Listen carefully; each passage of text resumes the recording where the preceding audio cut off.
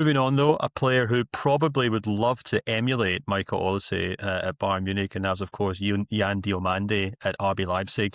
Toby, he was undoubtedly one of the biggest winners from this market value update. He's one of the biggest winners from this season period. Before we started recording here, we're trying to quickly run the numbers. He's gained 30 million euros in market value in this market value update, which means for the season as a whole, his market value has gone up by 73.5 million euros. It's the largest market value upgrade of any player in the world this season. Top 5 leagues, top 15 leagues, top 4,000 leagues. No player has come close to him when it comes to the kind of incredible shock and surprise of this guy. And I'm sure everyone watching this knows who he is because he's been all over the news around the world. But do you want to just briefly explain to anyone who's been living in a cave for the last 8 months where Jan Diomande came from and why he's suddenly just ballooned in market value?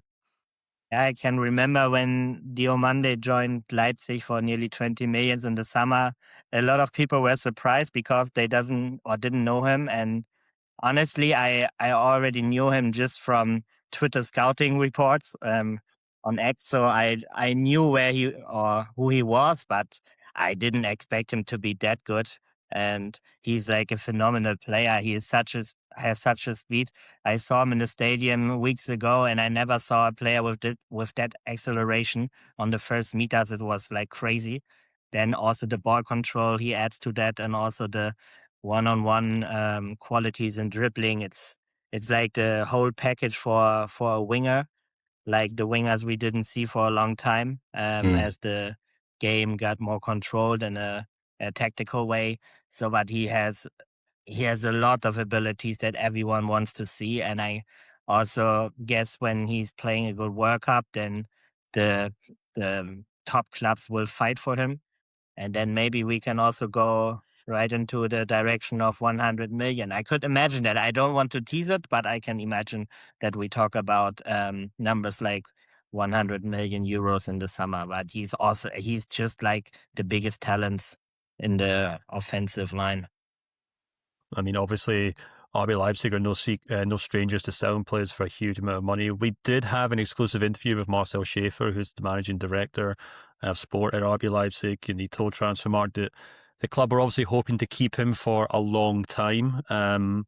Manu, a joke that I think a long time for RB Leipzig is maybe 12 to 18 months, considering how quickly they flip players and move them on to the Premier League, etc. But before all that happens, we actually have to wind this all the way back and give you your dues here, Manu, because you actually sat down with Jan before, maybe not before Toby knew about him. It sounds like Toby was the first guy on Twitter to know who this guy was, but you sat down with Jan Diomande and spoke to him about his upbringing and his youth career, and you learned quite a lot about him. Was it last year you spoke to him?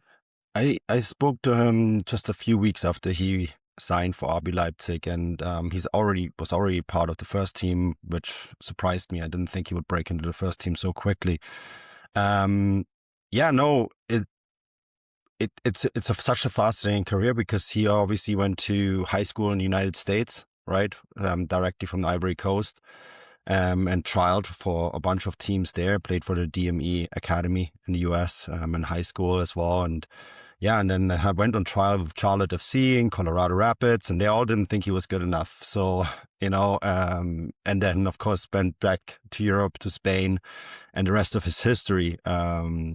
It's fascinating player. Really enjoyed speaking to him. The interview is still up on Transfermarkt. We actually updated it halfway through the year with some new information, right? Because it came to light what the asking price was, that there's no exit clause, which is something that RB Leipzig no longer want to do, period. They don't want to give players exit clauses anymore. I spoke to Marcel Schaefer a couple months ago about this, and he was really clear about wanting to keep the player as long as possible as well. And he emphasizes, I guess, that is in this interview he did with our German colleagues.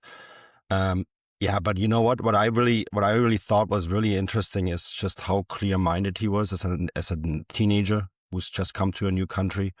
The fact that he established himself so quickly, the journey that he went through is very unorthodox, right? For a young player to develop this development path is not normal. And I don't know, watching him play live too, and how quickly he adapted from the second division in Spain to playing in one of the top 4 leagues is another remarkable feat. And like Toby said, I've been able to watch him a few times live in stadium. The skill sets are incredible on top of a fantastic personality. So yeah, I don't know, Toby, 100 million euros is, I think, is the asking price. And if he plays a good World Cup, a long time might be this summer. Yeah, I think, or when I have to make a prediction, I think he will already join another team in the summer. But we will see. Yeah. It's just a prediction. We're not reporting, we're guessing. Yeah, and there certainly seems to be a growing list of clubs who have been linked with him since he joined RB Leipzig.